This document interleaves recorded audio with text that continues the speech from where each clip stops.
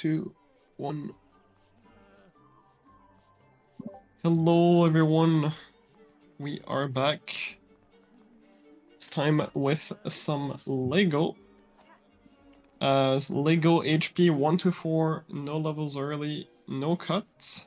Which I think is that the most popular category for Lego HP 1-4? It's most fun in my opinion, but Fair enough. But yeah, no, and this run is super cool. You guys have found some like crazy skips over the years, like compared to when I ran it, like I think 3 or 4 years ago. So yeah, there should be some new really stuff in there as well. yeah. But yeah, and so we have Origin of Chaos, who's gonna be running, and Paxo, who's gonna be commentating the run. Hello. Hello.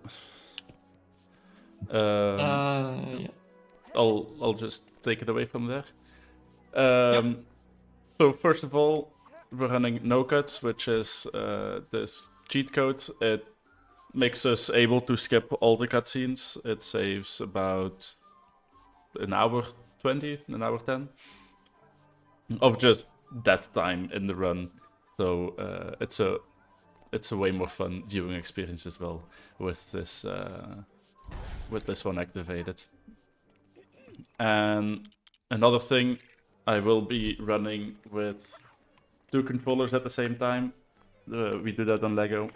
It's just yeah, faster. But with that out of the way, I think we can start a new game from here. And then I'll count you down. And we start. So 3, 2, 1, go. Good luck, good luck. Thank you. This first So- level, yeah, is just some 1P2C is what we call playing with 2 controllers. 1 player, 2 controllers. Pretty simple. It's learning you the mechanics of magic. You all know Harry Potter. In Diagon Alley. Absolutely, yeah. So anytime you see Origin kind of with this red controller to his chin, that is how he's moving player 2. Specifically the joystick on player 2. He's using that obviously quite a lot in this first level because 1 player 2 controller movement, just there's so many places in these kind of games where there's like maybe 3 different things you have to collect to put in a potion, or you know, some kind of trick which requires 2 players to work, and just having 2 different players in, you know, 2 slightly different locations makes things a little bit faster. Like he's doing here, kind of parking Hagrid nearer this gate, just so he doesn't have to worry about kind of relying on AI movement to follow him over here. There's a ton of like really small optimizations we'll see. The first one of these optimizations we'll see is a trick known as zero studs. This is something only relevant to the first level. Origin will be trying to minimize his stud collection. These are silver and gold studs on the floor. Trying to minimize both of them so that he can take some deaths in this room here with both characters. And you see each death removes about 1,000 studs from each character's stud total. Therefore, by doing that and ending the level with 0 studs, it means in the status screen after this level, we don't see kind of studs being counted. And that saves about, I think, 10-15 seconds in this level. So as Origin goes through here to end the level, hopefully, if it's gone well, which it looks like it has, we won't see any stud collection. It goes straight to the gold brick, and that is the first level done. As Pexo said, it's only relevant in the first level because from the second level onward, we can start skipping those end level screens by just spamming through them. And now we're on our way to our first lesson to learn the first spell, which will be Wingardium Leviosa, the most basic spell. Lets you build stuff, lets you levitate stuff, all of that. And yeah, it requires some walking through the castle, you'll see me do that a lot in this run. This is the hub world, so between every level, between every class, we will be just walking from level to level or so to the next class. Yeah, Now there's a lot of that throughout this game. Obviously, we do have this hub world. We saw a lot of kind of the collectible parts of it in my run yesterday, but today we'll be going a lot more from kind of A to B throughout direct parts of it. So yeah, we'll be going to Wingardium Leviosa now, which is the first spell we get in this game, kind of the baseline, most important spell for obvious reasons, because it allows you to basically move objects, which is very useful. So we'll see these uses of it here in this lesson. for this lesson, we need to save 3 students hanging from chandeliers, and to do that, we need to lower them by lifting these heavy objects up. And a bit of a small optimization here. We can lift these 2 at the same time and overlap the cutscenes in the last one.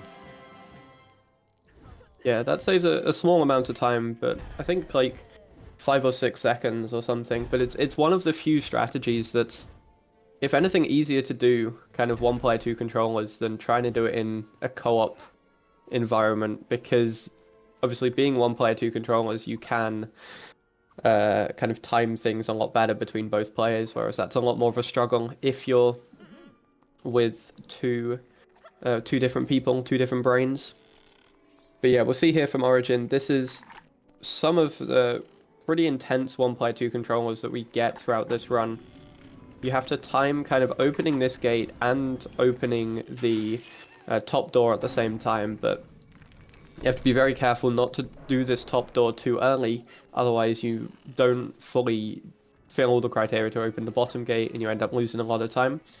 That was nicely done from Origin though. Now we will be opening the door to the Great Hall to get into the 2nd level, which is Trolls in the Dungeons.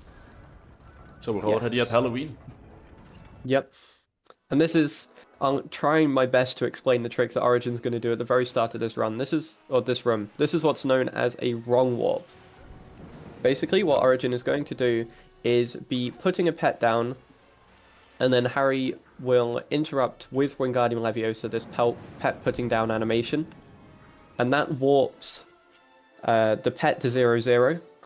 If you also combine that with the fact that Ron was falling off a ledge at the same time, which automatically recalls the pet back to the owner, it warps the owner of the pet back to 0-0 on the map. And in this case, 0-0 on the map happens to be just a bit further up past the troll, which means we can kind of go through this section with 1 player a lot more uninterrupted than we would do otherwise. Yeah, there's a lot of triggers that trigger cutscenes of the troll walking through the corridor, but we skipped the first one, so now we can just get to the end without interruption. Yeah, thankfully it's kind of a skip 1, skip all situation. It's not like all the future cutscene triggers are still present. It's just that first one, and then after that first one's complete, they set the 2nd one. So we're able to do a nice little skip there. We'll see Origin going for early aggro as well. And I got it. Gets it. Very nice. That's a little bit of boss fight manip in this boss fight. The troll usually takes a lot longer to kind of turn and face you and slam that club down, but Origin managed to get there quickly enough and win what we believe to be a 50-50. We don't fully understand what exactly is the criteria for causing that troll to turn and face you earlier, but when it happens, it is another 5 or 6 second time save, which is very nice to see. Now we just throw some stuff back to the troll. And then, of course, the 3rd one is his club that we drop on his head. If I can hit it, there we go. Nicely done. Yeah, so we are 2 levels down now. Each year will have 6 levels, but we'll also have kind of individual lessons and such as well. So we actually have kind of over the next 10 minutes or so, we're going to have a big kind of chain of lessons we're going to do. The first one of these will be Lumos. A very useful spell, but again, not for the reasons that the game intends. This is a mandatory spell, we have to learn it at this point. It just so happens for us, it also gives us the ability to double jump, which we will see in some of the later levels a bit further on. But for now, we get to see its intended purpose, which is, removing these kind of green vines from holding places, or holding pieces in place. And yeah, Origin is doing some 1-player 2 controllers, some 1P2C movement, just to be able to put these 5 pieces in a bit quicker, and that's the lesson.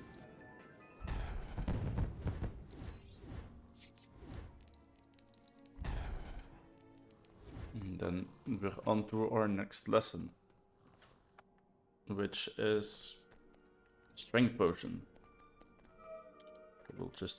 Now we can clear out the way here, and that we have Lumos, and go to potions in the dungeons.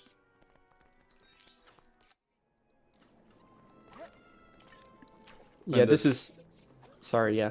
Another use of 1P2C, but it's one of the common tropes of this game.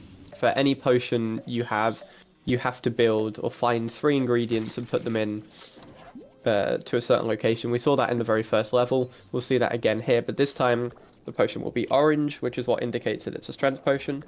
Origin's going to do a small animation skip by holding down the Y button. And that allows you to skip basically the second half of the drinking the potion animation once you've been given the strength attribute. Saves a little bit of time. It's quite nicely done. And here we will do a bit of a sequence skip. Normally this lesson can only be accessed from year 3, but with that Lumos jump that Vexo told about, the double jump, we can access it early, and Transfiguration will help us do quite some skips in the next levels. Yeah, no, absolutely. This isn't a required spell at all. You technically don't need to do this at all in this run whatsoever, but it saves so much time that it's just worth doing it. I think that the switch between starting to do this spell as a route before not was around 2021 when we both started learning this game for a tournament that was on at the time. But yeah, the advantage of Transfiguration is getting it early just means it's that much more broken. We see Origin do a small little warp there to get through to the next room. Just very nicely done. Faster to just walk halfway across the room there. Yeah. You might But now... wonder why we don't do it in every room. We can't choose the location, so sometimes it's helped us, but a lot of the time it doesn't. Yeah, absolutely. We're bounded to where 0-0 is on the map. Origin's also done a small skip there, building kind of the knight statue in the center of the fountain. That is a very cool thing that we're going to come back to, not in this year actually. That's going to help us near the start of the second year. There's going to be a small bit of time save, but we have to set up for it there. So keep that in the back of your minds. We will return to that later.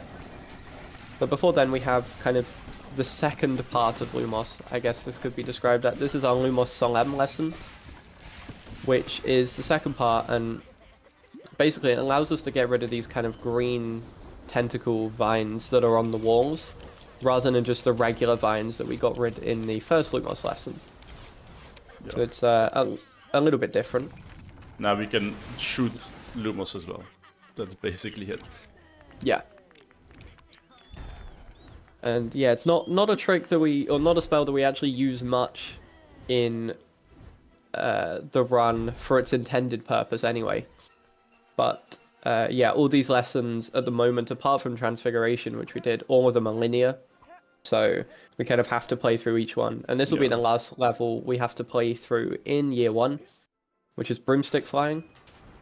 This is, of course, where Harry excels, and Ron and Hermione, we don't bother trying to fly with either of them at all. I don't think it's possible to complete this lesson with either of them. I missed the third shot, so now it's very difficult to hit him again.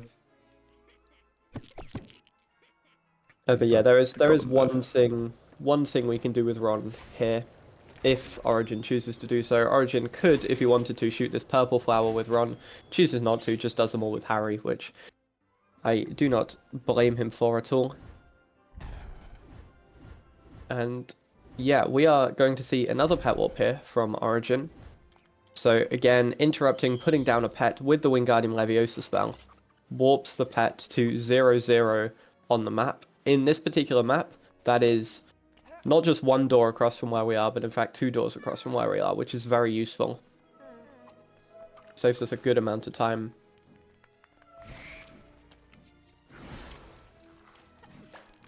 And yeah, Origin will be building another strength potion here. This one is to open this door to the right.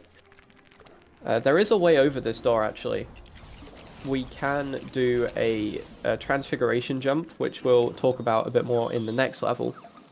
But you can do one of them to be able to get over this kind of fence and get behind the door. But we go through this door so many times that trying to do the transfiguration jump every time is just not worth it. So it's quicker to take the time loss and open this door now, rather than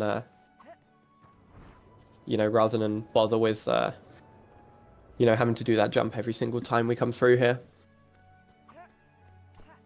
Exactly. And now onto our third level of year 1, and that is Harry's, I want to say, first Quidditch match. I think so, yeah. In which his drone gets jinxed by, spoiler alert, Quirrell. But I don't think the spoiler alerts are that necessary in a marathon called Potterthon. Yeah, I feel like everyone here probably has a clue as to what has happened in the Harry Potter books. But what you just saw there might need a little bit more explaining. That is a transfiguration jump. Basically, if you transfigurate a character in this game, not only does their character model change to a frog or a rat, but also their hitbox shrinks a lot. And because of that, if we walk up against a wall and then drop any directions, when we change back after a certain amount of time to a regular hitbox, regular player hitbox, we are able to basically half clip into the wall and use that to be able to scale the entirety of most walls. Origin is just doing a couple of Lumos jumps to end this level. I guess we didn't actually explain Lumos jumps either. Lumos jumping is where you activate Lumos and then switch off the spell, and there's a very small period of time where you're able to double jump. And Origin is able to use that to get into this kind of weird transition, which you definitely are not intended to hit, but is very useful if you do. Saves a lot of time. In this next room, I'll quickly go with Ron to the other side to open a way that won't be useful for now, but it does save us a little bit of time to do it now for year 3. So there is a bit of a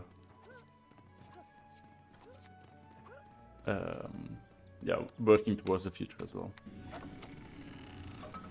Here, I'm trying to get over without building the bridge, because as long as the bridge is down, we can use the drop-off there for another wrong warp that warps us straight into Hagrid's cabin, which is quite useful. For a number of times, you'll see me do that a number of times. Yeah, absolutely. It also keeps a broomstick there as well, which is a faster movement speed if you have Harry, which we do throughout the entirety of this run. So it's a bit of a twofold thing that you want to keep that bridge down where possible. We're going to see here a new skip for, oh, not a new skip, but another transfix skip, sorry. This is a transfiguration skip that's going to get us behind the door of this first room of the restricted section. This one is very precise. So Origin's got to scale this wall, and then has got to get a right out of bounds movement, get a jump off a very small ledge at the top, and is able to make it through the door. That was very clean. Yeah, this level is the one that's probably broken the most by transfiguration jumping. You can skip that first room, and here we'll do it again in the second room. Yeah, this one's a significantly easier transfiguration jump, but as a result, actually saves a little bit less than the first one, I think. But yeah, we'll see here. Origin gets it easily, and then we'll be going up this pipe with Scabbers. We needed to have Ron over here rather than Harry. If we have Harry over here, I believe it's almost a soft lock. I think so, yeah. Of course, I think you'd have to reload the room, but yeah. we would be able to transfig jump that last door as well, but we don't have the second character there to transfig us, so we have to do it just normally. Yeah, and it's quicker to open the second door than to open... Oh, sorry, quicker to open the second door normally than to try and open the first bit. So, yeah, what we'll see here again is the warp that Origin was talking about. The reason why he kept the bridge down intentionally is to do this wrong warp. And yeah, the way this works, dropping a character with a pet, putting down the pet in such a way that the character falls off the edge, warps the pet to 0-0 on the map, and also if they're falling off the edge, brings the character back to the pet, which brings kind of the whole character to 0-0, which is very useful.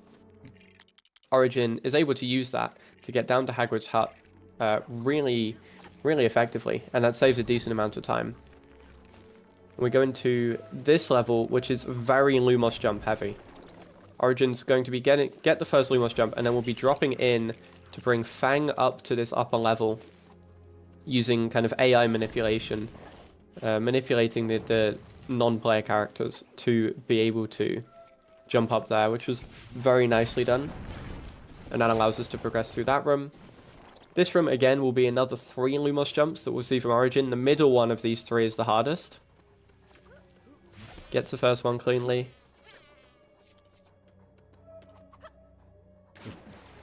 Completely missed that one. Luckily you can just get up again. Yeah, this is a very precise one. Nice.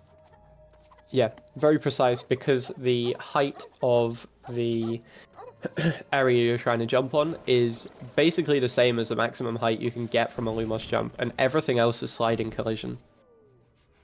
But that was nicely done from Origin.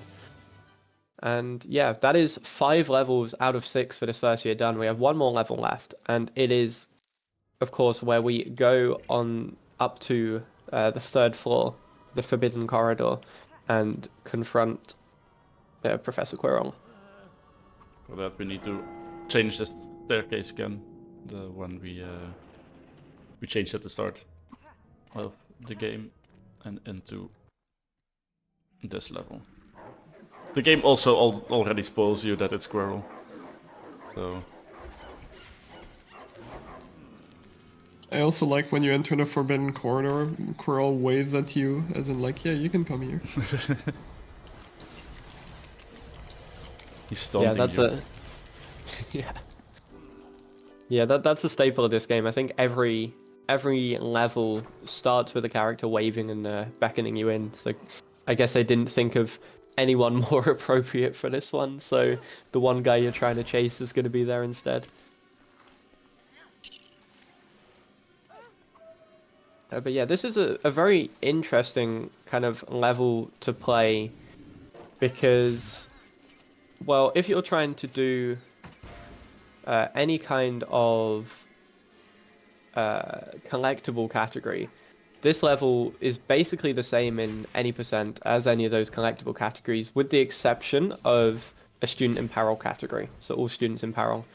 Because the student in peril is the only thing you can rescue in this level. Everything else is locked behind either Reducto, which is a spell we don't get until year 4, or Dark Magic. But anyway, we have one of the biggest tricks in the game coming up. This is one of the newest tricks as well, but very difficult. So we'll see Origins attempted it. This is known as chess skip. As I understand, there is a version of chess skip for HP1 as well. But this version, we transfig jump all the way up this wall. Origin lands in an exact position, and then we'd be doing a setup with pause buffering. That I just missed it. Yeah. I messed up my pauses. Yeah, Origin will be doing a setup with pause buffering to go, I believe it's 3 or 4 pauses up right, and then we'll be pause buffering down, looking for a visual cue, and then we'll be trying to hold forwards to hit an out of bounds door. This is a door that's kind of left in by the developers to allow them to navigate a lot easier kind of through these sections when testing. Drop the pause again. It's unfortunate.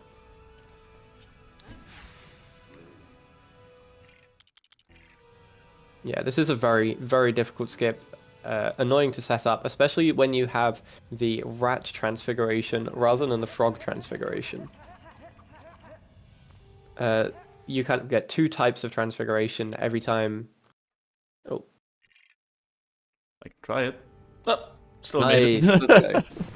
I did not think Easy. I was gonna make that one, but there we go. Yeah, that was nicely done.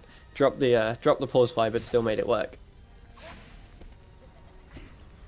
But yeah, with that done, we are in the kind of final boss fight for year 1. Each year ends with a boss fight, and obviously, who else would it be than Professor Quirrell in first year, which makes sense, of course.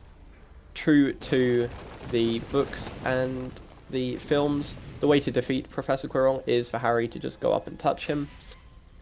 But we have to do that in 3 discrete phases because it's a Lego game.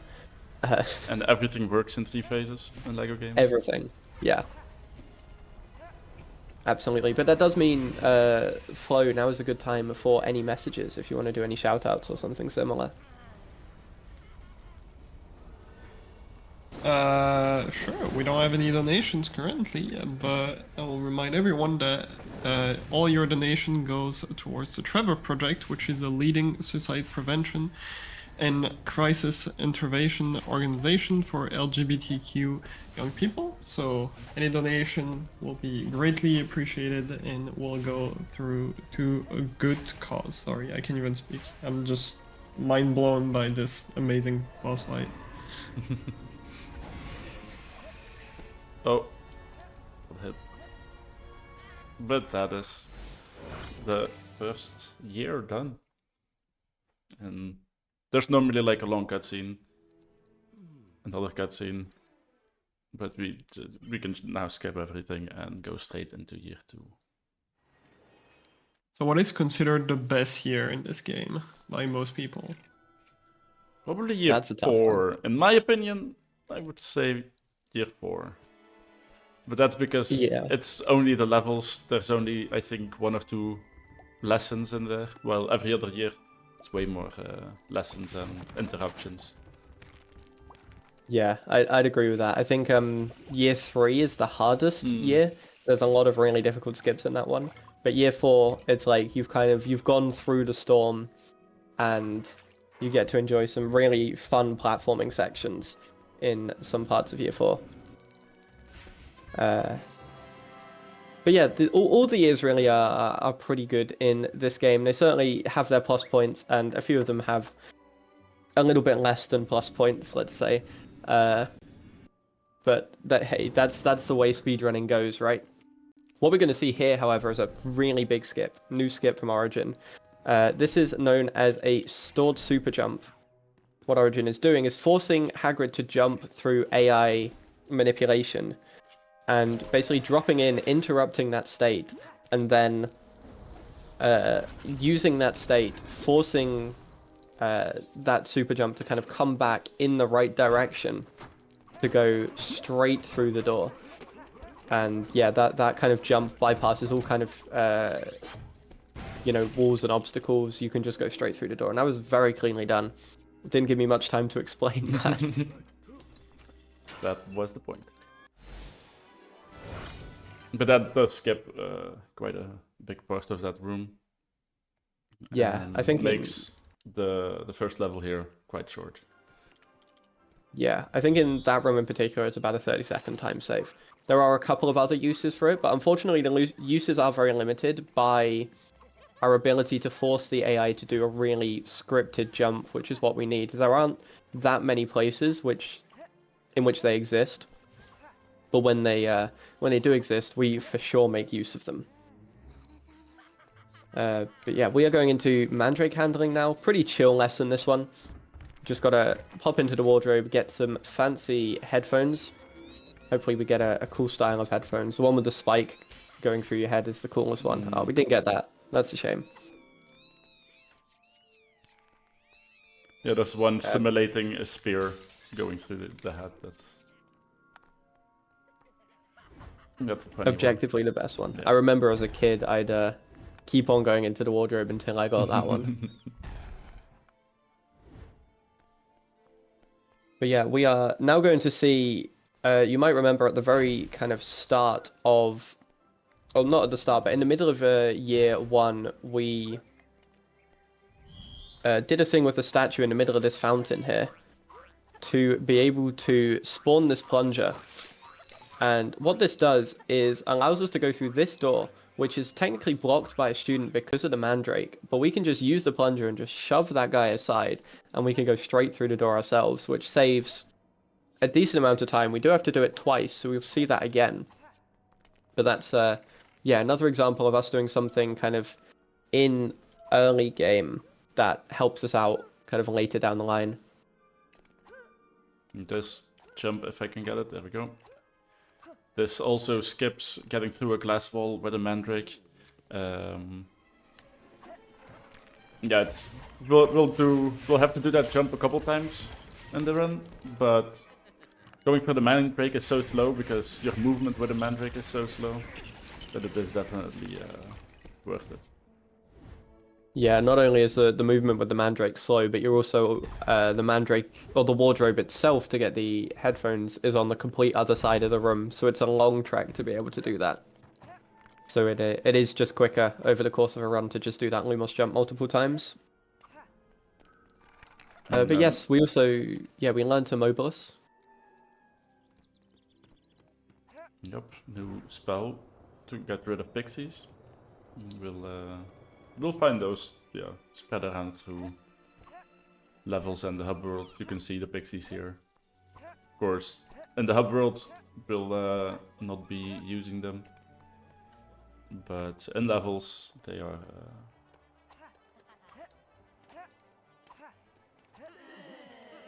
it is used. Yeah, very useful. But we have our second kind of, I guess, quote-unquote Quidditch level for this game. We don't actually get to play Quidditch at any point, which is kind of sad. But instead we do these movement bits in the stands, and this time we're chasing Dobby around. Dobby is, of course, one of the strongest enemies in the game, having 5 hearts compared to the conventional 3. Yeah, even Voldemort only has 3 in the end. Yeah. I'm not sure how canon that is, but here we are. And yeah, Origin will be basically pursuing Dobby through this first room, and then we'll be chasing him through into the second room. That was very nicely done as well. There's a lot of platforming kind of going on in that room, but Origin was able to navigate it pretty well. He's also going to shoot Dobby from this lower level, which is something you can do, which just saves a little bit more time.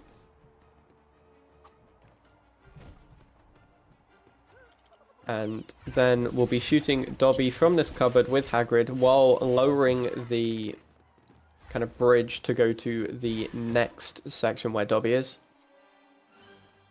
The Origin is primed and ready to go there.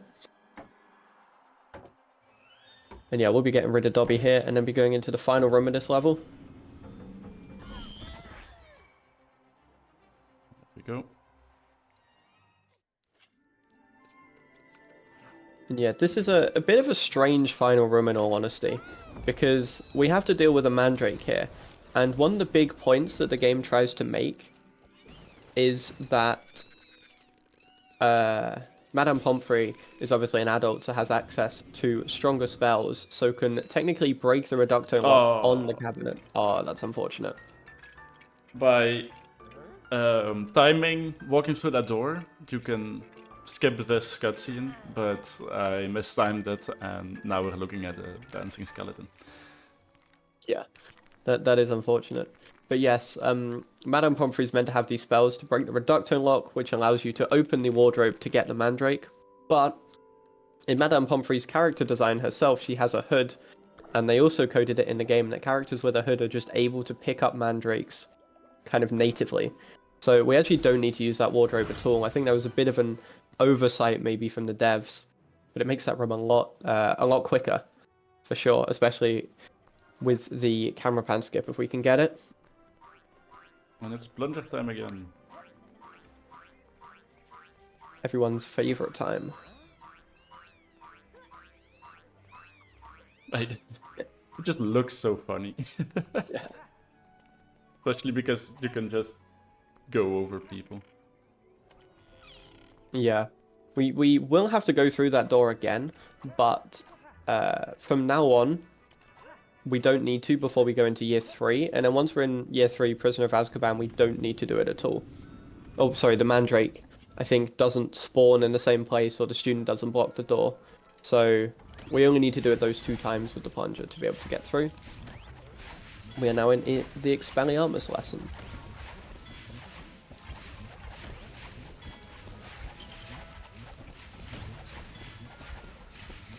Which is just, yeah, spamming. If you want to do it quick. The spells are auto-aim, so you can just shoot in front of you and they automatically go towards the targets. Yeah, this first section's very simple, but in this second section, Origin will be going for a stun lock, because we end up dueling Malfoy. And Malfoy is an annoying boss fight, but it is possible to stun lock him by just chaining, hitting him with Immobilis, and you can see his health is just going down here. We used to, time this very, accurately to stun lock him with another spell, and then we realized, you can just Immobilis him and he just stays up, and you can spam it, it's way easier. Doesn't lose any time, so that's definitely the better approach there. Yeah, absolutely. This it used to be, or it still can be quite an annoying section if you do somehow drop the stun lock, because you then have Malfoy kind of dodging out the way quite a lot. Not that way. Yep. I always forget this one as well. But yeah, you have Malfoy dodging out the way or not a lot, but thankfully we don't have to worry about that anymore. Origin now will be going up with Harry, Ron, and Hermione to the Slytherin dormitory, because we're gonna try and I don't know what is the overarching plan here. It's to try and break into the dorm to be like, yo, Malfoy, tell us your secrets or something. I don't know. I think so, to find out if Malfoy is the heir of Slytherin. That's it. Yeah, Origin does a small skip there, which is leaving the room as a cutscene is supposed to start. Saves a tiny bit of time in this category, because obviously we can skip the cutscene anyway in a category where you do watch the cutscene, so it saves an awful lot more. Origin's also going to be doing a pet warp in this next room. What? Oh, that's a new one. Okay then. That is a new one. Well, there's always something new that happens in a marathon run. I guess maybe that's our one for today. Yeah, Scabber's trying to join the International Space Station, I think.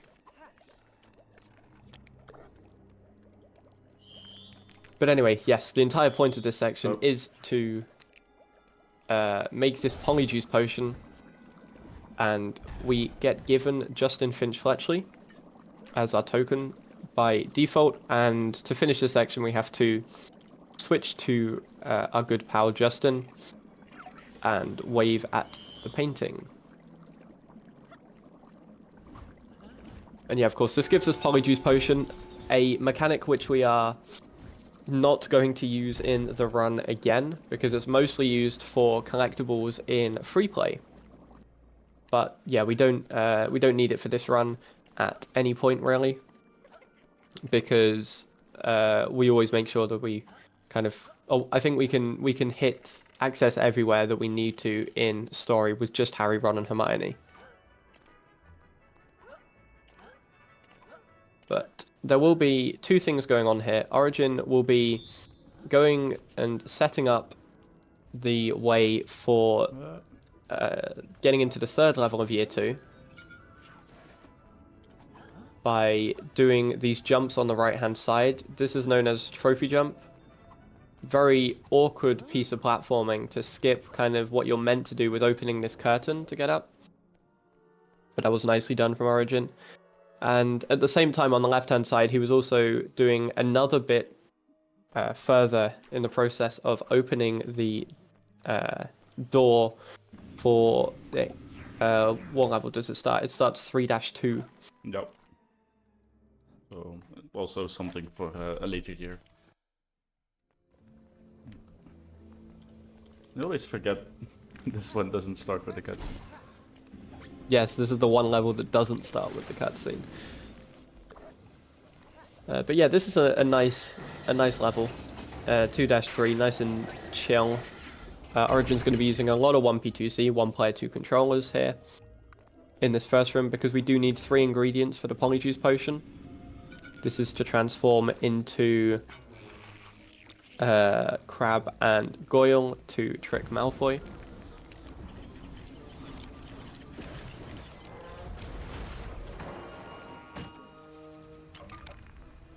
And yeah, Origin, having done everything on this left side, will be working his way back to the right with the 2 ingredients he's just spawned, putting them in the potion. And we get to see a new trick in this next room. This is what's known as a pet recall. What Origin's going to do is put Scabbers down and run Scabbers towards a transition so that basically the line between Scabbers and Ron intercepts the transition.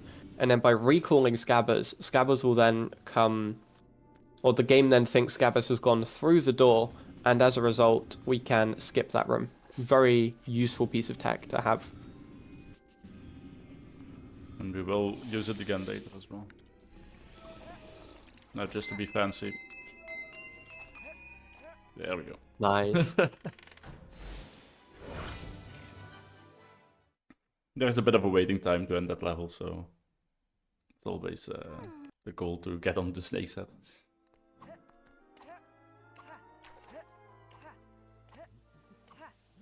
Into a level that gets skipped.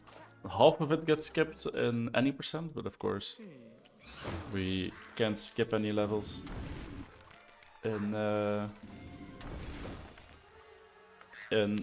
NLE, so I'll be doing it fully. But yeah, this is even in any percent, first you need to do this this fight. Yeah, this is quite a notorious section in any percent because it is a lot of potential RNG that can happen here.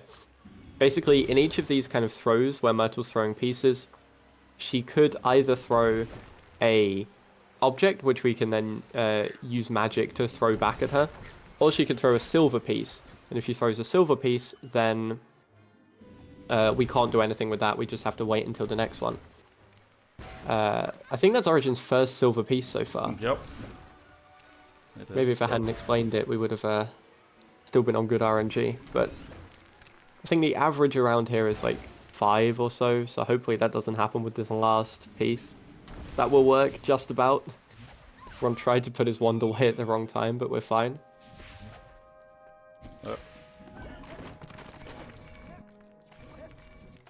But yes, with that being said, we are into a new section now. This is kind of the flashback section that occurs inside Tom Riddle's diary. And what Origin will be doing will be building the strength potion, collecting these kind of pieces to build that strength potion so that we can pull the strength handle at the end of this room. And yeah, there's a lot of platforming you're supposedly supposed to do, like building a bridge or something to be able to get up to this next section. But with the ability of Lumos jumping, it is rather simple to be able to Lumos jump up to the top like so. And yeah, pull the strength handle earlier than you probably should.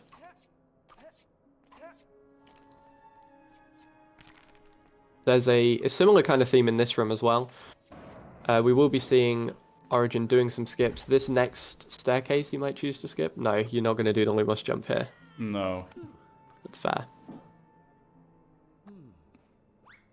You can do another double jump to skip this one, but for sake of marathon safety. Yeah, and you need to do it with both characters and stuff. It's...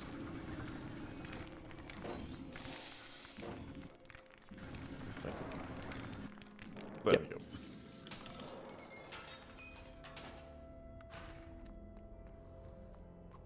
But yeah, with that being said, a tiny bit left of this room in particular.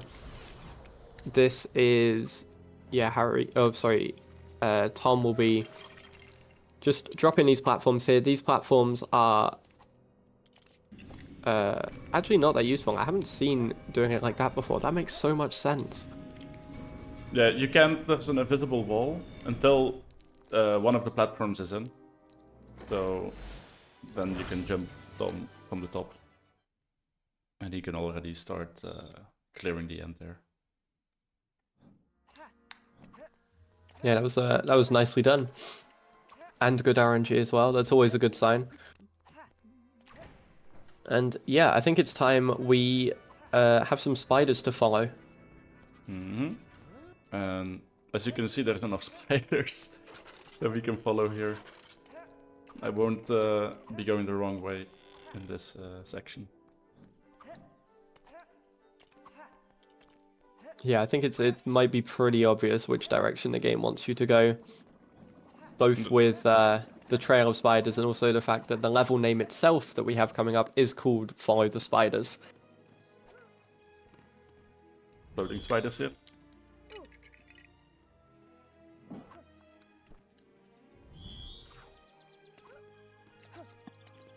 But of course we just warp all the way to Hagrid's cabin.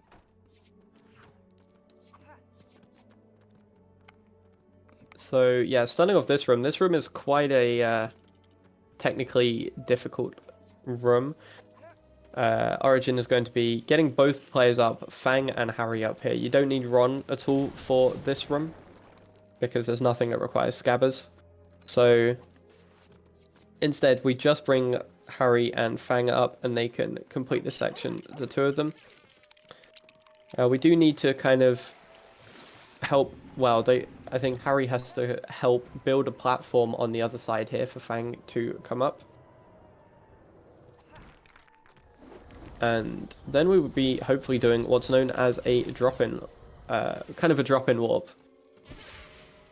The way this will work is Origin will be getting Harry up to a higher level by jumping on this flower, and then Lumos jumping up from there. And then we'll be dropping Fang out just as he jumps into this camera panel, just after. And then we'll be quickly dropping Fang back in. And the point of this is that... That was interesting. Very interesting, yeah. And the point of this is that Fang should come up to this upper level, like so. Kind of where he definitely isn't supposed to be. And the reason for that is that skips a really long camera pan of kind of building a ladder which is supposed to make you climb up to here. It's a 20 or 30 second camera pan. It's very long. But with this movement we can skip it. We're in the boss fight against Aragog. This can be quite finicky because we've got these black spiders here, And normally you lift them up and throw them, but if we shoot them early and then just push them underneath Aragog, we can then lift them up and immediately damage Aragog like that. Which is a bit faster. But sometimes can be a bit finicky with the physics of pushing these spiders. Like this one. There we go.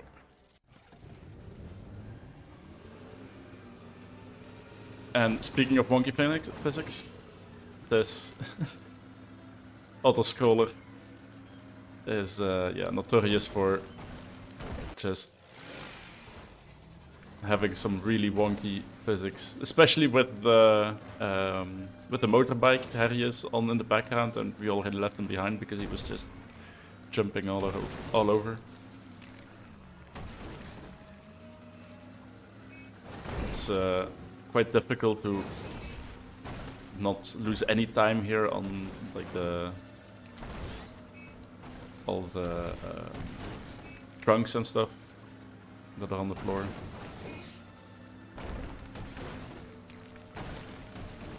But we should be getting towards the end now. And small portion here, and that is follow the spiders as a level. And we're on to already the last level of year 2. Yeah, this is an interesting level coming up. This one, 2-6. We'll see Origin once again doing a very clean jump to get up to this upper level a little bit earlier. That was nicely done.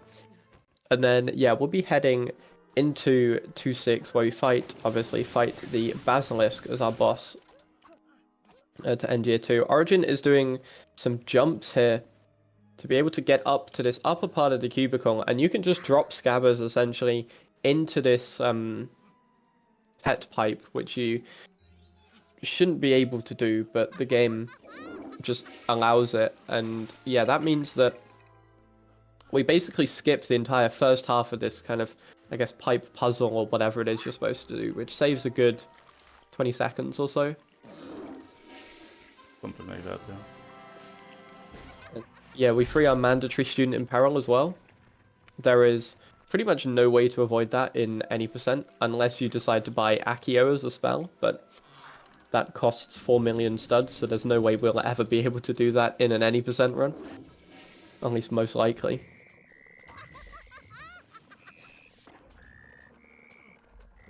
Well, we would have to find a super fast way of duping studs or something. Yeah. Some kind of maximum stud glitch or something like that. I don't think it'll ever happen. But hey, I'm here to be proven wrong, right? We're in the toilet, so of course we get another plunger. Pretty heavy duty one this time. It looks like a heavy duty thing that needs to be plunged, in all honesty. It's a pumpkin. Yeah. Stuck inside the toilet. And here we set scabbers up at the top of the sinks, ready to just fall through the hole during the camera pan. You will see it happening here. And that saves us half a camera pan. And there he goes.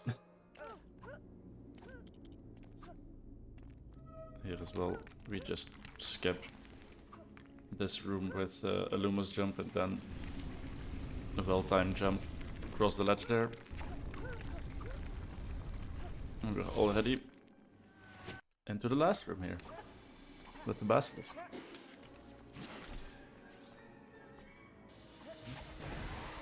Basilisk also having... Oh, damn it.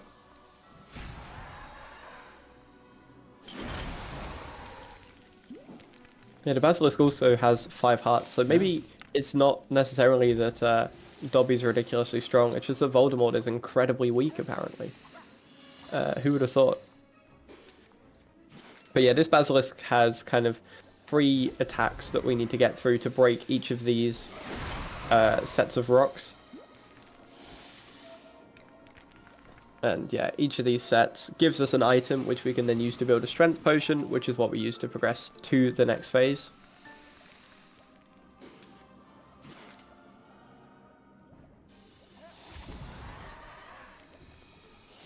So yeah, Origin will have this last one to spawn. Does take a death with Harry, but that is what it is. We'll be talking to this barely visible Parseltongue snake off screen. I'm not sure if you're in one player whether the camera for that's a lot better, but it can be difficult to see what you have to do there.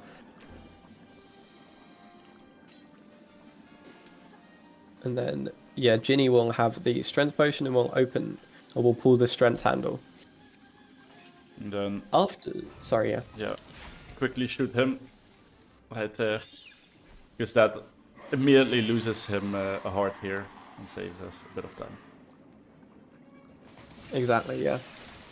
After this camera pan, I believe Origin will be going for our only VSync off strategy in this run. So Origin is going to change the VSync to off, which uncaps the FPS. So instead of being capped at 60, it's going to be as high as his machine can handle, and uses that to warp up to this upper level way earlier than he should be able to.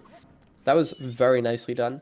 That can be a bit of, I don't want to say RNG, because I think it is just pixel precision, but it could be definitely a Also sticking point. FPS based as well, I think. Higher FPS is easier to clip through there. Yes, definitely. But with that sword, we kill the Basilisk and end year 2. Yep. Nicely done. So we are, in terms of levels, halfway through the run. I think technically we're a little bit further ahead than halfway through, but that's because year 4 is a little bit shorter than the others just because it has less lessons.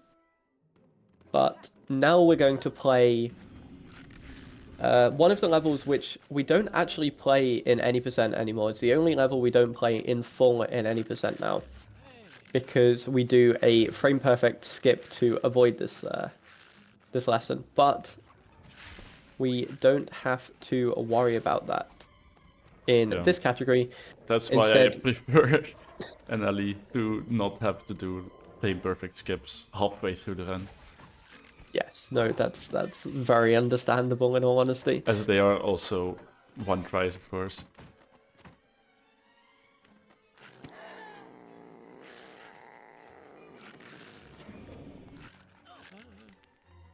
But yeah, this fight with the book, it's a bit boring. We just have to always get it to get stunned somehow, and then we jump on it for an extra heart, and then this last heart is the fastest one. Get a ducky, throw it against the chandelier, and there we go. There we go. Oops. Yeah, nicely done. And now we have what is one of the hardest rooms for one player to control a movement. I think one of 2 hardest rooms in this run, and both of them are in year 3. But yeah, what Origin will be doing is going over to this side with Hermione to spawn an item, and we'll also be jumping up with Harry onto the back of this train to be able to pick up one of the other items that we have, before both characters will make their way to this kind of left-hand side to then build the cauldron for the strength potion, and also build the strength handle we need to, I guess, pull the train carriage across in order to open this door. Yeah, so we see the to connect strength the last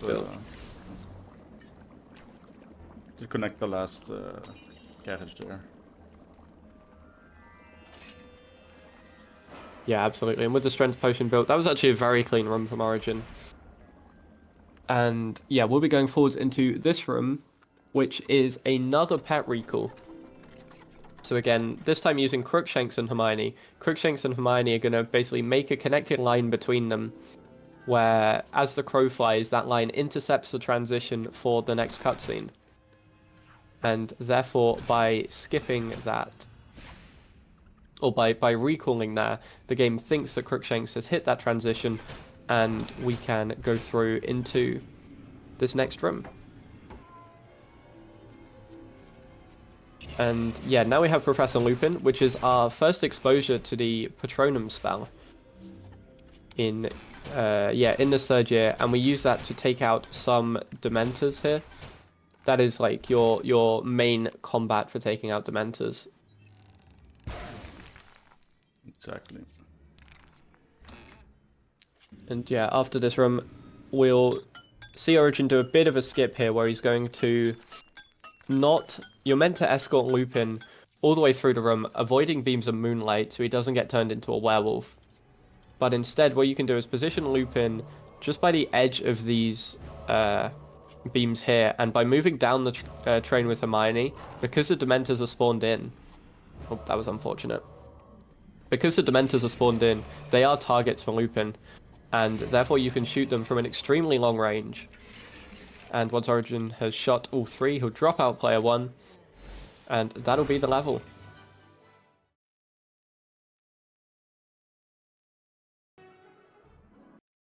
And yeah, as we now go into Ridiculous, this is another spell we're going to get, our, I guess technically 6th spell that we learn.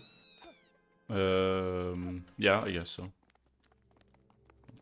And yeah, we'll be going in here. This is a weird room because this is one of the only places in this game where it is faster to do this entirely one player than two player. And that is because of this switching that Origin will be doing here. With Hermione, what you can do is every time you hit your Boggart, then it counts as a tick, but also you get the opportunity in a very small window to switch before the spell actually hits, and that cancels the kind of post-hit animation, which saves a decent amount of time. If you were doing that two players, you'd have to wait for kind of both things to happen here.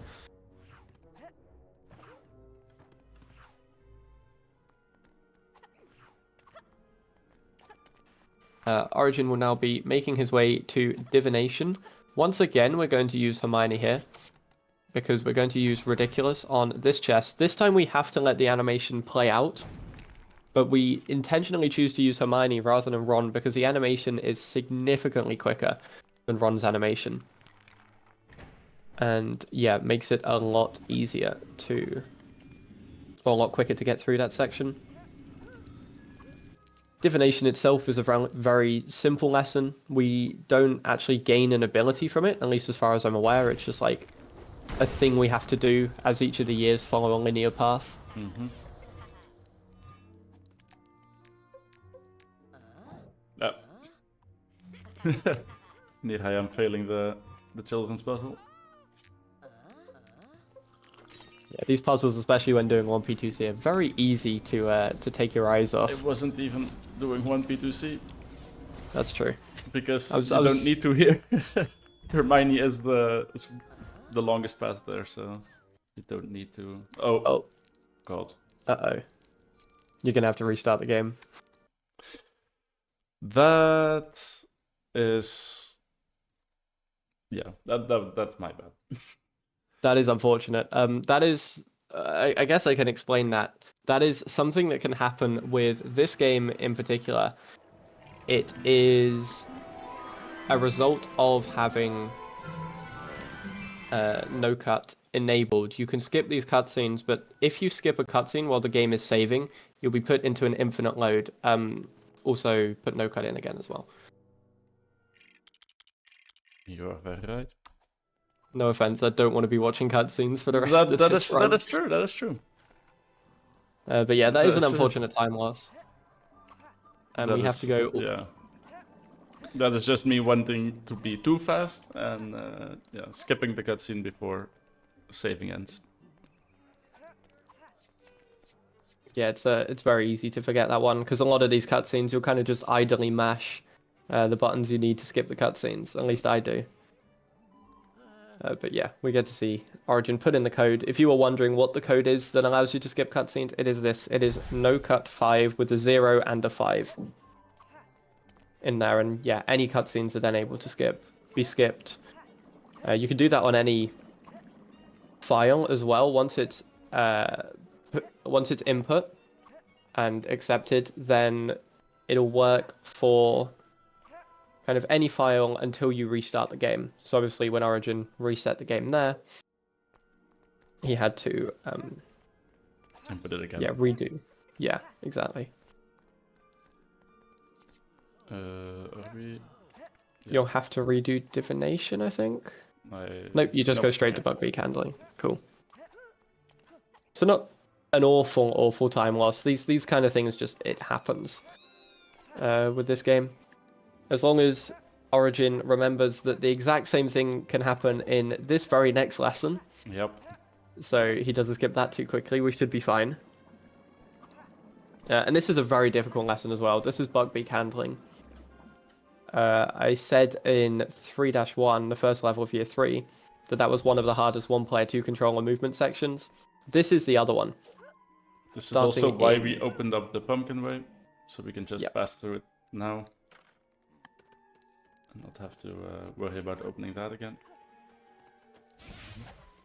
Yeah, so basically it's another one where you need to get 3 things. In this case, it's 3 pieces of chicken to be able to feed Buckbeak. But Origin will be doing a skip here with a precise Lumos jump to be able to get up to this upper level way earlier than you should. And on the other side, we'll hopefully be taking out this Pixie with Immobilis. Although that Pixie does infinitely respawn, which is a little bit annoying. But Origin gets that first piece of chicken. We'll be getting the second piece here, hopefully. If I can get there. We'll just leave this piece here and go for the third piece, and then pick up the piece I dropped there with the other character. It's faster to do it like that. Oh, am I glad that didn't fall on some collision and despawned. Because as you can see on the right side there, if your chicken falls on a piece of collision, which is easy to have with a bee trying to eat your face, then it just despawns and you have to wait until it respawns in its original place. There we go. Not too bad. And then, yeah, we have the end of this cutscene. Don't skip the cutscene too early. Yeah, waiting until the Harry head icon disappears before skipping the cutscene, and we're all good. And we can then progress through the rest of the story. We'll be going to the second level in year 3 now, which is Hogsmeade. One of my personal favourite levels. I really enjoy this level. It has some cool skips to it. But before we do that, Origin has got to get across this bridge. Again, we don't want to put the bridge up, because it's still quicker to keep that bridge further down. So that was nicely done.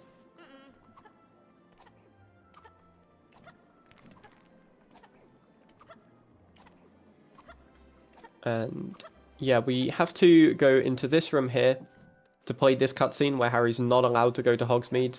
Before then, Fred and George take over Hermione and Ron's spot. And kind of go... No, there's no problem.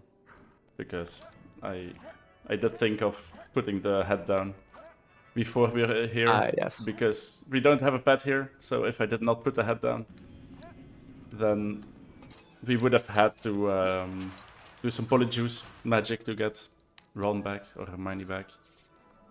But now it's just a case of putting the head on, and we have to. I was at least smart enough to do that. Yeah, that's all good. I mean, we do want to set up as much of that kind of building the statue to be able to open the curtains to get to this level as early as possible. But yeah, that one in particular is not too bad as long as the pet's down. It's any player can do it. But we see here, Origin can do this entire room one player, but it's faster to just keep the second player kind of dropped in, just in the background. You don't need to move them at all. They're just kind of there while you get this fun platforming section. This last jump in particular is quite difficult. Lumos jumping basically around the side of this corner and doing pretty much a 180 around this incomplete staircase. There we go. Like so. That is quite a precise jump, but that was nicely done from Origin. And yeah, we'll be making his way through into this room, which has another pretty cool skip as well. This is a snowman skip. We get to skip the snowman. Origin is going to do a transfig jump here, which again is putting a transfigured character up against a wall. Their hitbox changes, overlaps with the wall, and you can jump up it infinitely. But then from there, Origin is going to be running along the top of this wall or just on the edge like that. It's a thin edge there, but yeah, I still made it. Yeah, nicely done. And yeah, that allows us to bypass the snowman and save I think it's another 20 seconds or so. It's a decent amount of time save here. This one is a lot larger, even though it's a lot less impressive of a trick. We just do the transfig jump kind of over this small fence here. And that skips the entirety of a long snowball fight with Malfoy. Saves an awful lot of time to be able to do it. I remember having to do an awful Lumos jump for that skip. Yep. Yes. Like 3 years ago. That's definitely a big reason why Transfig is good. It was probably the hardest Lumos jump in the game. In the run. Oh yeah, absolutely. To skip that boss fight. And now it's just a simple Transfig jump. I still don't think I've ever got the original version of that jump. I think I got it once after like 15 minutes of trying. Yeah. It's just it's so much easier to do the transfig jump strategy. Part of the reason why transfig is just bread and butter in this game now. But we go on now to 3-3, another one of my favorite levels. I really enjoy this one now because of the new strat that was found not too long ago by Sedum Nasturk, which is a super jump strategy. We saw one of these in the first level of Year 2, where we went flying through a door in Nocturne Alley. And we're going to see a similar thing again when Origin gets there. Basically, it's a similar concept. On this kind of middle platform, Origin is going to drop out player 2, and that's going to force the AI to jump and do a completely scripted jump, and then drop them in, interrupting the kind of jump script, and then dropping out again, and it flings Ron all the way through the door. Absolutely fantastic. Fantastic trick, and saves a significant amount of time as well versus doing that room. Origin then will chain that into this trick, which is known as Filch Diagro. Basically, Filch is here to stop you getting to the final area before you've built an invisibility potion to be able to bring Ron through. But by being grabbed by Filch in a very specific position just outside of his range, and then hitting Mrs. Norris to basically release your player from Filch, if you do that in the right position, then Filch just completely goes away and is completely despawned, and because of that you can just go straight through the area you're not supposed to. And yeah, that means we are already at the final part of this level. And yeah, that's the level complete. Nicely done. This level got way easier with that super jump. It was a pretty difficult room to make a potion there that we now skipped. It's very fun. Yeah, way easier and way nicer as well. It's just generally better. But we go on now to our second to last lesson. We're halfway through Year 3. In terms of levels complete anyway. We've completed 3 levels in Year 3.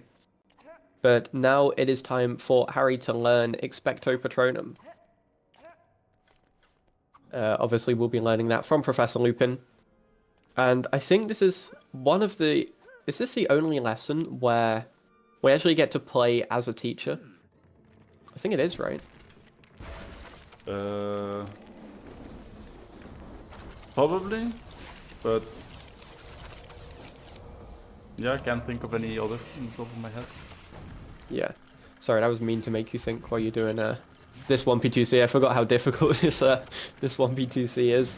But yeah, what you've got to do is basically Lupin is very much a support character in this.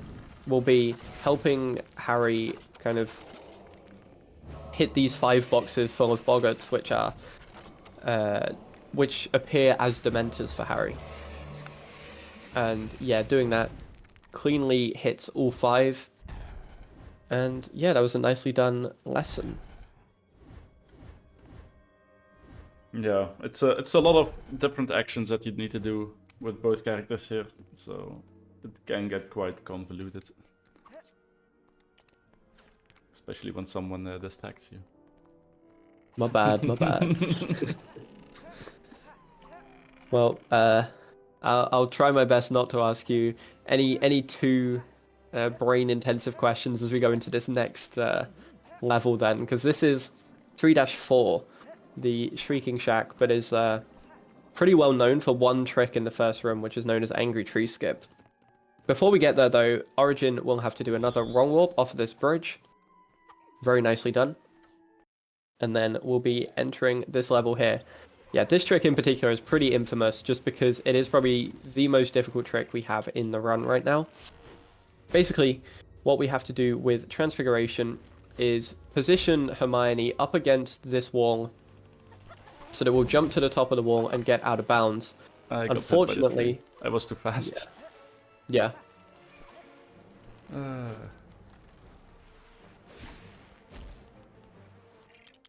But yeah, jump up against this wall, and then in a specific spot, Origin will be dropping out of bounds, kind of down below a bit of collision, but also a bit of collision which for some reason extends vertically downwards. And if Origin hits it right, he'll be able to put Crookshanks down, and you can then do another pet recall where you draw a line between Hermione and Crookshanks. That is the recall line, and that will intercept the transition to skip this entire boss fight. Origin gets the pet down and gets the recall. Nicely done. That is, yeah, not too bad at all for how disastrously wrong that trick can go.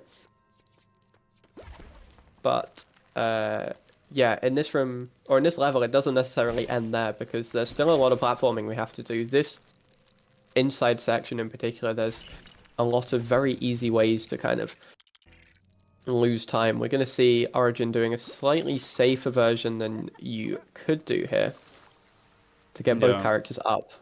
Instead of building the planned bridge there, you could do a very precise jump. I honestly never really got the hang of it, so I think it's just safer to do it like that. Yeah, no, that's fair. Instead, though, Origin will be doing this. So we build up this... oh, sorry, we I guess plug the holes here for this final platform to shoot up. And yeah, normally in this room, you're supposed to break 3 vines to be able to get through this section. But instead, what you can do is only remove one of the vines and then use Transfig, pushed up against the wall, and for some reason the hitbox clips you far enough through the wall that's there that the game just lets you pass through the rest of it. So yeah, that was very nicely done from Origin. Skips a decent amount of time there. It's like another 15-20 second save or so.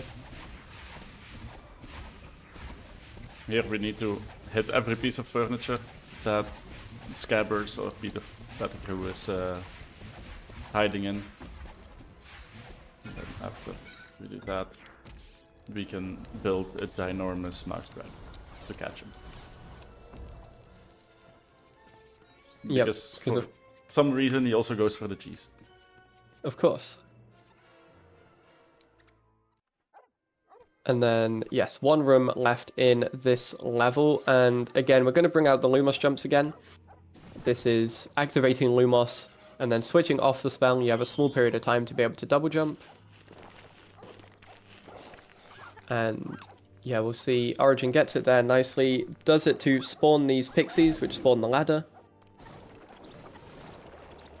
And then from there, we'll Lumos jump once again up to the final part, and that is the level complete. Yeah, that's I'm happy Angry Tree Skip went reasonably well. Not perfectly, but I think the most important thing with that level is just surviving it. Mhm. So yeah, that was nicely done. We're going to a bit more of a chiller level now. This is a bit more of a relaxed level, I guess. 3-5. First thing we got to do in this section is a bit of 1P2C to free Buckbeak. This is following along with the story of Prisoner of Azkaban. Harry and Hermione have used a time turner now, so are back freeing Buckbeak while I think their current selves are in Hagrid's hut right now or something. I can't remember precisely where they are, but Buckbeak gets freed. yes. Well, no, they just left, and now it's the Ministry members That's that it. are in the hut. I recently reread this book, so. You'll know better than me then. I do know. But yeah, we have another nice skip here. Well, if I. Uh, There we go. yeah, there we go. This is another transfiguration skip, but this is one of the easier transfiguration skips, I think. No pressure now. But yeah, jumping up to this upper level here with Hermione to be able to lower this gramophone early, and also spawn the music disc that we need of the music disc of a wolf's howl, I think, to distract werewolf form of Lupin.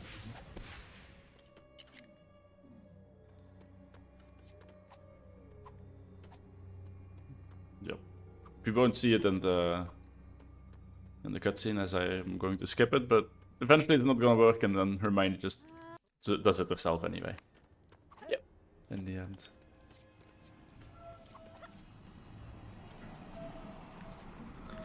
And then we have one final room here, which is, of course, all the Dementors are surrounding Sirius, and Harry's going to say, no, I don't want that to happen. And so, yeah, Harry's got to take out all 6 of these Dementors by himself, which means that there isn't much for Hermione to do here, necessarily. But, that's okay. That gives a bit of a 1P2C break for Origin. Mm-hmm. Taking out this final Dementor Sometimes it's here. nice to just be able to play normal with one controller. Yes, definitely.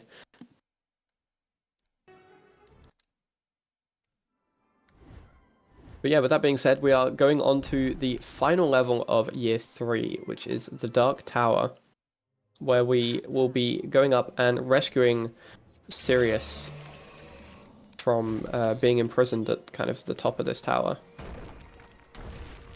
But for that, we need to make it to the top, going through a lot of Dementors and yeah, a lot of obstacles. Yep. Like these vines.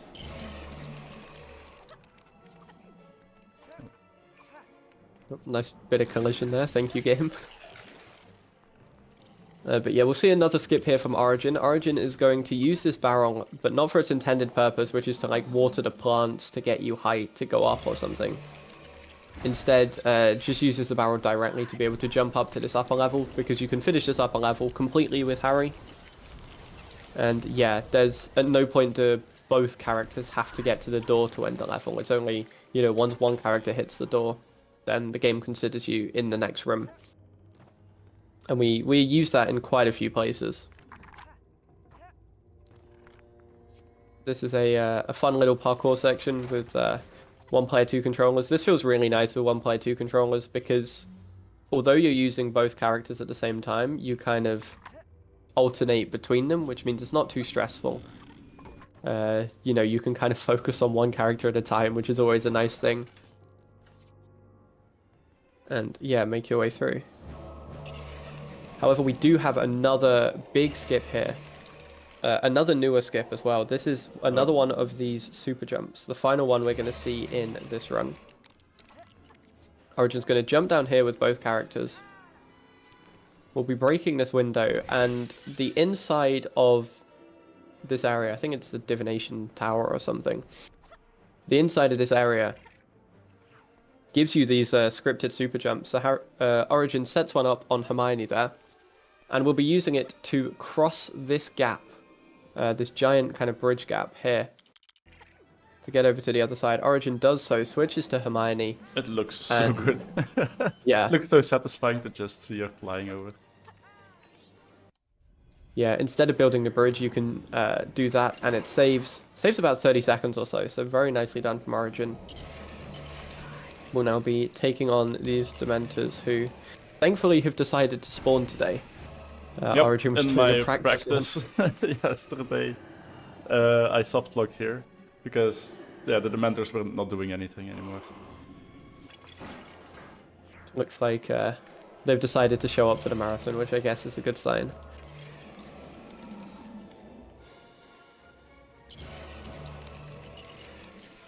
And yeah, in each phase there is, well, the first phase there's 3 Dementors we have to kill, second phase 5, third phase 5 as well. So can get a little bit annoying, but yeah, Origin is going through that. This time the buckets are frozen over, but you just need to shoot the flame statue things, and they'll make their way over.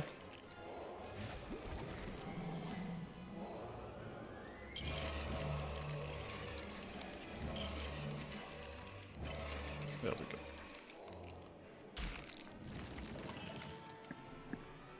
go. And once you breathe in, gets a plunger in the face, and that's the last hit and the end of year 3. One Nice year job. to go, and it is the shortest one. Yeah, so it looks like we're going to be going under estimate by a decent amount. Honestly, this is touch wood anyway, going quite smoothly so far. Hopefully, yeah, nothing else happens. But we get 4-1 as our next level, first level in year 4 at the Quidditch World Cup. Harry and the Weasleys are missing. It is our job to find them. And again, this is another 1-player 2 controller intense section. So we'll see. Yeah, we'll see. Hermione will free 2. Ginny will free 2 as well. But we'll see a skip from Ginny here on the left side of the screen, which is to Lumos jump over these kind of boxes of fireworks, which the game definitely does not intend you to do. But it allows you to reach this far quicker than you should. The game, I think, intends you to like build an invisibility potion and then attack a book or something, but we don't need to worry about that. Origin will then be going out of bounds here. Yes, out of bounds here. And we'll be doing something a little bit different here, which is hitting an out of bounds door to end the level. This is something we don't see in any other level in this game. But this door technically doesn't even take us to the end of the level. It takes us to the cutscene after the level, but marks the level as complete, which means we can progress the story. And Origin jumps into it very cleanly. That was very nicely done. And yeah, all of a sudden we're back in Hogwarts Castle. There's a whole boss fight you're supposed to do with a ton of Death Eaters and stuff there, but we can just ignore all of that. Yep. And yeah, It also continue on our skipped the merry end way. level, like cards and stuff. But it Yeah. does flag it as complete, and you can go into it again, so also important.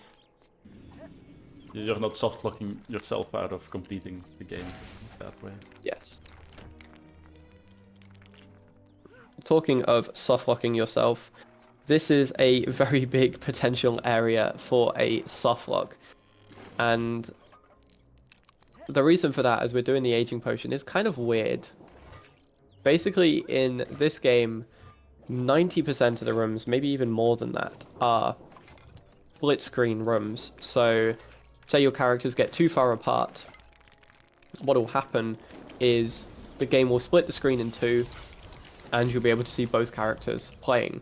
However, there are a couple of rooms where that doesn't happen, including this one.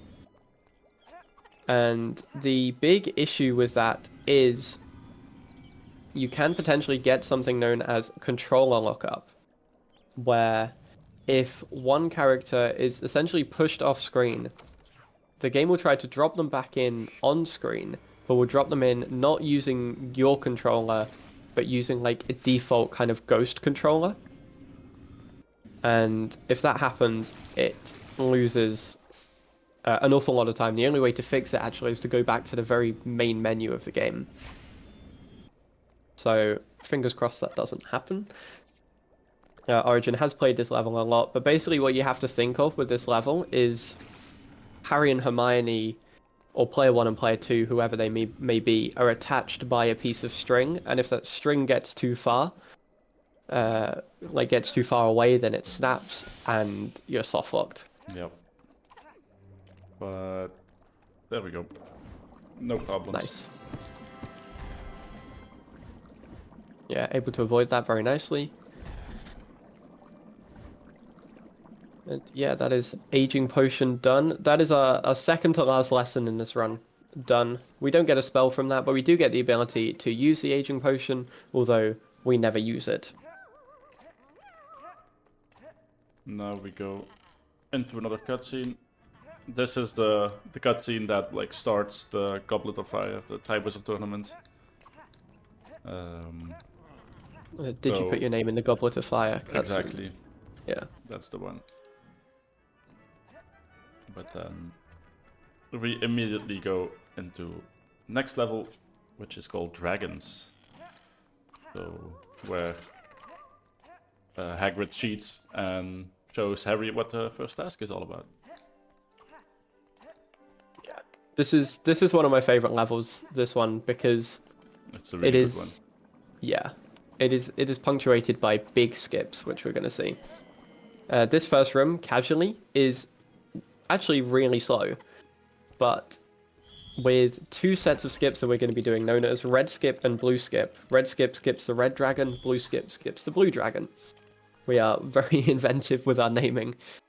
But yeah, we're going to see the first one of these here, and this is a very precise jump, and is also, if Origin misses it, he will be resetting the level. But he jumps up on this egg, and then we'll be running to this side here, making sure he's at the right depth, and then it jumps across onto an invisible wall and makes it over to this section. That was very nicely done. And that is part 1. Part 2 is blue skip, and this is, if anything, more precise. Origin will be getting a Lumos jump off this edge here to be landing on the top layer, kind of in the fence, and we'll be like half in, half out of the wall, and hopefully scale up that wall as a result. I need to get my table closer again. Yeah, this is the problem. You do need a bit of collision there. There we go. That works. Gets the Lumos jump half in, half out, and scales onto the top of this enclosure, and then we'll use that to jump over to this side. Very nicely done. There we go. Yeah, that is that one complete. A bit with the aquarium, but blue skip itself went well. Yeah. This is also pretty difficult Lumos jump here to get over the gate here. You can also transfix jump it, but Lumos jumping is faster if you can get it early enough. Yeah, this is a really difficult one because it's not just testing how much height you need to get, you also need to get good distance on this as well to be able to get kind of around this this bit of collision. I think, yeah, that's a sensible decision, Origin, because yeah, that's not the easiest trick. Like in actual runs, I go for the Lumos jump there for sure, but for now, let's just do it like this. Yeah. I didn't get the timing right.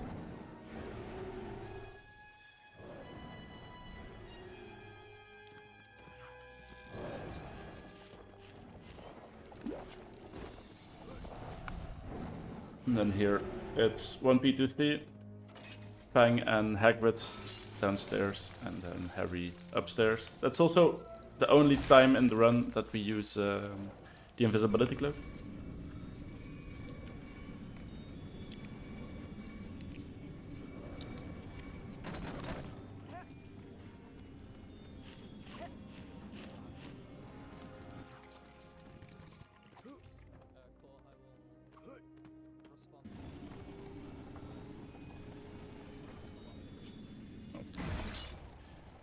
And that's the end of this level.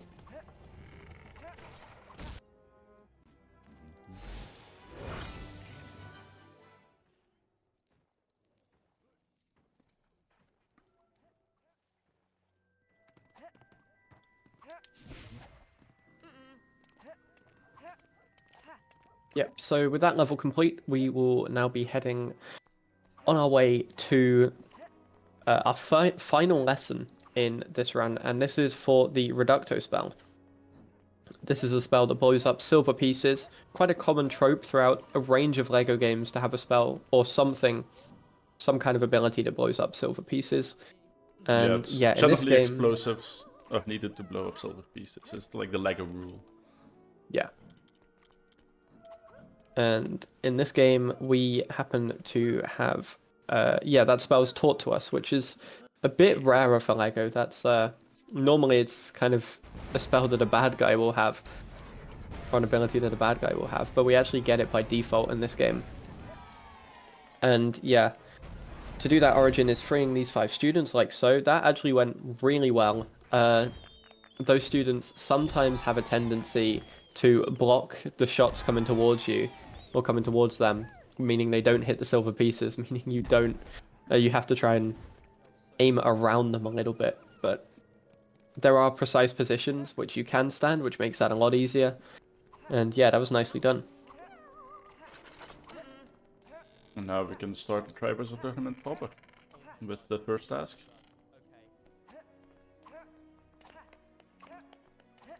Yep, this is again another fun, maybe fun level. It does have one of my least favorite tricks in it at the start, which feels great when it goes well, but when it doesn't go well, I've lost multiple runs to it. But hopefully, I don't know if you go for it actually, Origin. Yes. Do you go for loopy skip? You do. Yes, Okay. I do. All right. Fingers crossed. It'll be good to you then. But yeah, we'll see that trick. It's right at the start of this level. And what Origin will be doing is moving only player 1, and we'll be holding, I believe, a precise angle with player 1 to be able to just straight up jump up this wall. It looks really weird. That was very nice. Wow. That went well. Yep, that went very well. But yeah, you just jump straight up that wall. And as a result, you're able to save a decent amount of time. I think it's another like 20 seconds or so save versus, you know, causing the dragon to break that wall. Yes, definitely. If you get it first time. Yeah. Need it. I need another blue. And then yeah, we have another cool skip here. Instead of building the stairs you're supposed to build to get up to this upper level, you can just use that flag as a way of jumping up to the top. Saves a decent amount of time to get that done. And we go into our second, I guess, auto-scroller of the run. They're not technically auto-scrollers because you do have to move during them. It's not like you can take your hands off the controller or anything. But yeah, there isn't much in this run. In this room. The only thing, I guess, notable to mention is sometimes you can convince the dragon to kill your non-playing character in such a way that they warp in front of you, like Origin just got there. Nice timing. And yeah, it's a bit of random chance as to when that happens, but of course the more you can get it to happen, and for the warp to happen in front of you, the better. So yeah, nicely done from Origin there.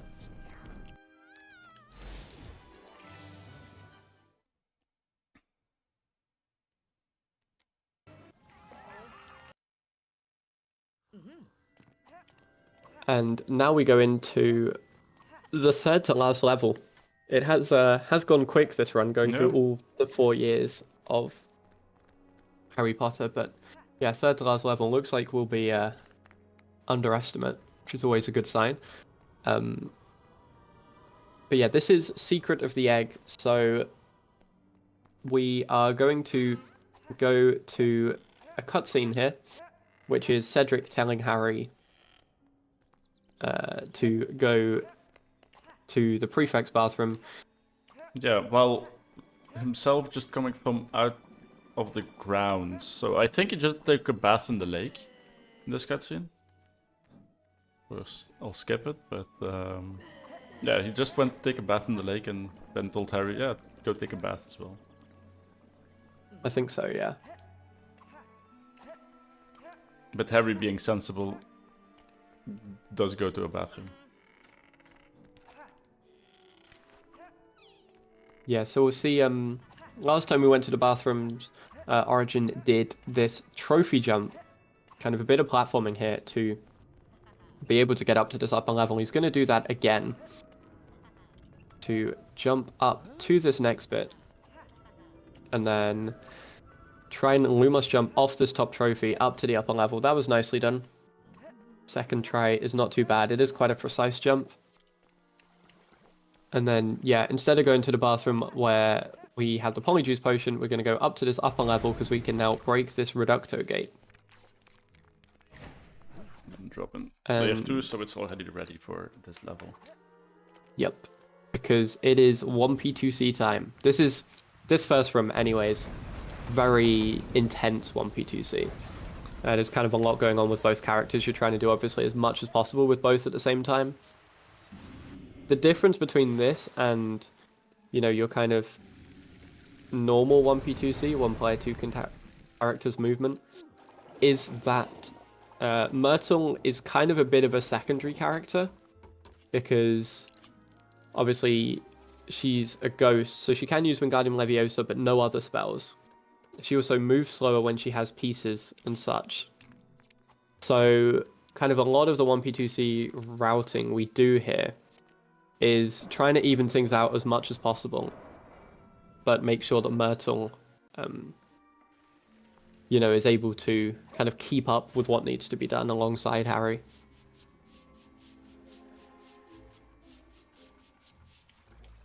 And for this last piece, there we go. We have to convince the mermaid here to give us the tap so we can fill the bath. Which is weird when I think about it, because we spawn a rain cloud here, and surely that would do the same thing. Yeah, I've never thought about it like that. No, it just occurred to me. But it's cold water, and you don't want to take a bath in cold water. That's a good point.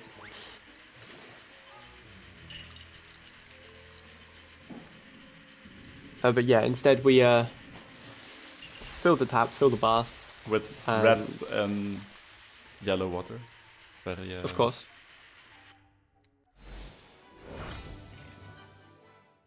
You got to get your, you know, your hot water, your medium temperature water, and your cold water in there. Yes, my lava.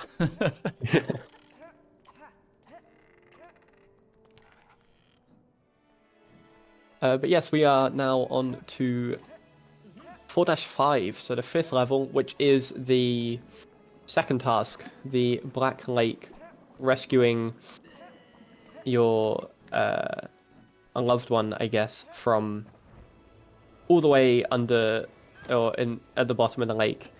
And of course, naturally, that means we have a swimming level. The underwater physics in this game, if you've ever played this game casually, the underwater physics are strange. Yeah. I think Casually, it's definitely not the most fun level, but luckily we can skip the big parts of it, as you will be able to see. Yeah, we're going to see that first skip along just a bit here. But I guess to explain how this level's kind of set up, it's a pseudo 3D kind of setup in that it's 2D and... each plane is kind of 2D, but there's a lot of them kind of stacked behind each other. And you can kind of use warp points to move forwards and backwards.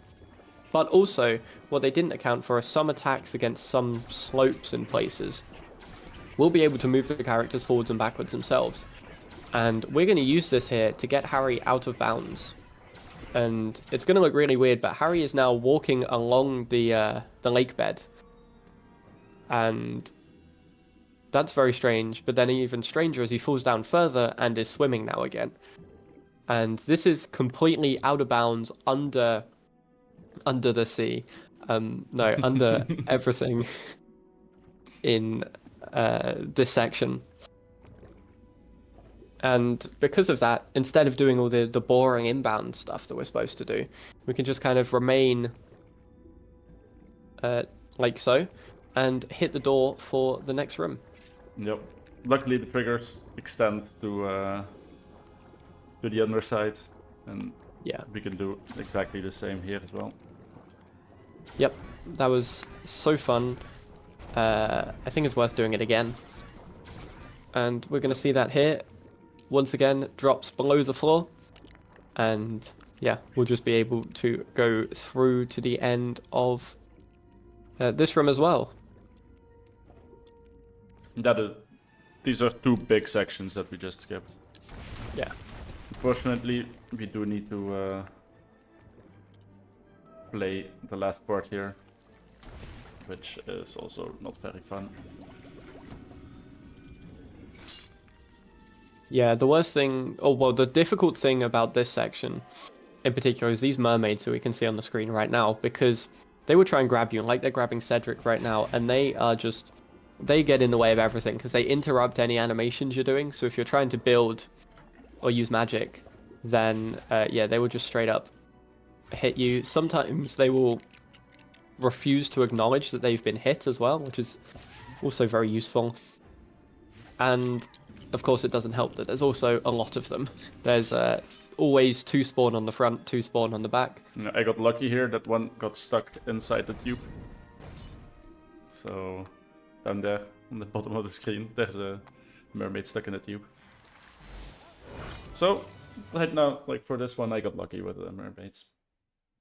Yeah. You can just get stuck for a long time there, because these mermaids, they can even grab you from different levels and then warp you to the other level. It's horrible. Yep. But yeah, now we're on the final level of the run already, and this isn't a long level either. But this is the final task. And yeah, it is a cool level. We'll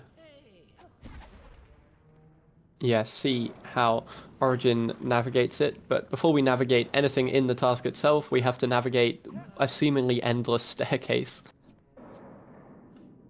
Yeah, this staircase has so many layers because this level starts in Dumbledore's office. So Origin's on the last level of this staircase. We'll be building this painting, putting it in place, making sure all the characters are on this kind of top platform. Otherwise, the stairs just won't do what they're supposed to do. But then, yeah, it goes up to the top, and we'll be starting the level here.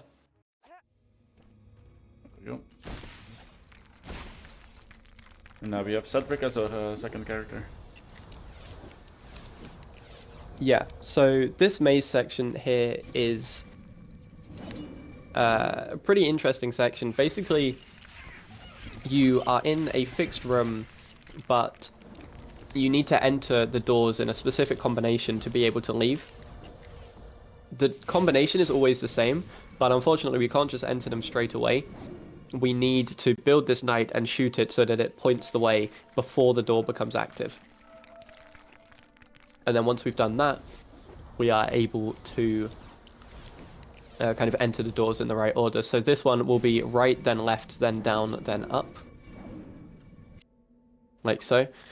And yeah, that's that section of the maze complete. And then we have this section with the moving hedges, which is pretty linear. Origin has just got to try and make sure he stays on the first cycle that you can hit with this. There's kind of only one cycle you can hit.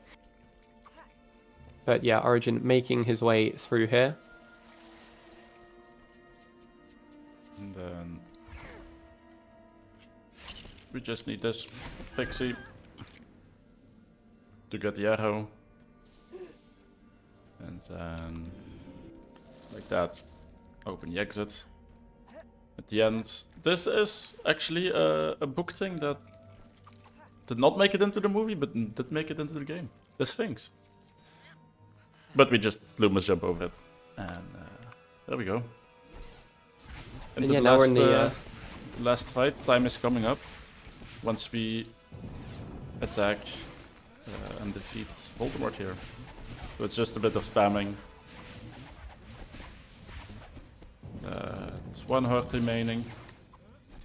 Bit of more shooting against the Death Eaters, and then boom! That's time. That is Lego Harry Potter years 1 through 4, no levels early. yeah, GG's. GG's. Thank you. That was a really good run. Super far underestimate too, which really really cool. And yeah, It wasn't that far It was off really- of PB, to be honest. Probably with that's the reset, I lost that there. oh wow, that's unfortunate. Yeah. But Wasn't yeah, my no, own that fault was as that was that was super cool to see how much the game has changed in the last 5 years. Because my run of this was a co-op run like 5 years ago, before it had like all the pet warps and stuff. So Yeah, there's a lot of Yeah, that run, cool tricks in it. That's true. yeah, that run got completely transformed. It's super cool to see. But yeah, no, and thank you, Paxo, for the great commentary. That was For sure. super entertaining to get some insight on what's going on in the run and stuff. So thank you very much for that, and obviously thank you, Chaos, for running this. No worries. Pulling Thank you for a hosting it. really good run. Yeah, no problem. With that being said, we will head into a quick transition. Next up, we're gonna have next up we have the 1 GBC Any Person New Game Plus, run by Bix. It's gonna be a really short run. It's one of our most broken Harry Potter game. It's like a 10 to 20 minute run. It's gonna have a nice wrong warp, so stay there if you want to watch that. And yeah, unless you guys have anything to add, any shoutouts or whatnot. Shoutouts to Paxo for coming here on quite a short notice, and as well after his long runs yesterday to come and help. Oh yeah, me. thank you for replacing it, replacing people as well. They couldn't make it. And yeah, shout out for Potterthon to have a great event every year. So always happy to be here. Yeah, no, we are always happy to have a bit of variety from like everything, just like a bit of every game, and having Lego once a year is always a pleasure, especially with how like really interesting the runs are. All right. But yeah. Then with that, we will switch to the transition screen, and we'll see you guys in a little bit for Bix's run.